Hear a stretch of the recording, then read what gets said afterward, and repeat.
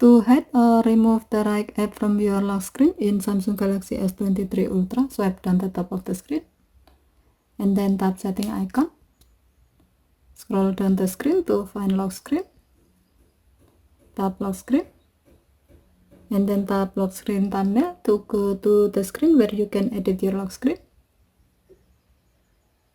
As a note, if you have enabled touch and hold to edit lock screen, you can go to this screen by tapping and holding your lock screen. Now tap the right app icon and then select no app. Tap done button to save the change. Now the right app will be hidden or removed from your lock screen.